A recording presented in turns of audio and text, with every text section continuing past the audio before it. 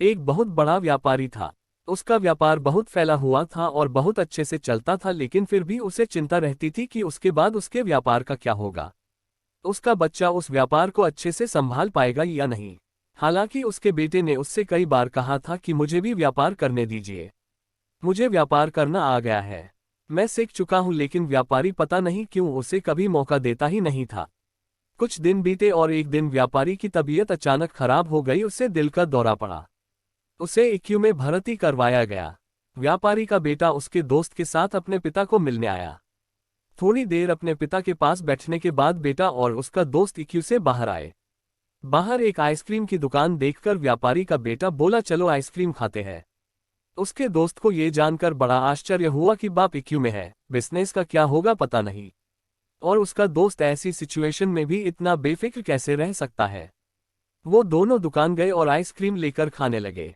दोस्त से रहा नहीं गया तो उसने अपने दोस्त से उसके मन में क्या चल रहा था सब कुछ बताया। व्यापारी का बेटा बड़ी शांति से बोला कि दोस्त, मैं परिस्थितियों को स्वीकार करना सीख गया हूँ। मैं श्री कृष्ण का बड़ा भक्त हूँ, इसलिए उनके बताए रास्ते पर चलता हूँ। पहला रास्ता कि कर्म करो और फल के बारे में मत सोचो।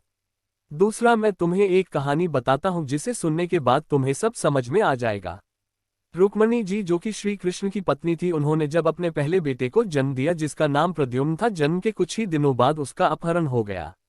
रुक्मणी जी अपने बेटे के गम में बहुत उदास रहने लगी, रोने लगी। तब श्री कृष्ण जी ने उन्हें समझाया कि हमारा बेटा सब कुशल है जहां भी है, इसलिए तुम उसकी चिंता करना छोड़ दो, खुश रहो और स्वस्थ रहो।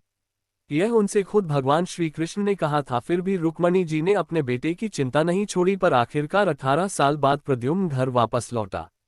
वह विवाह करके लौटा था और समस्या ये थी, उसने अपने से 20 साल बड़ी महिला से शादी की थी।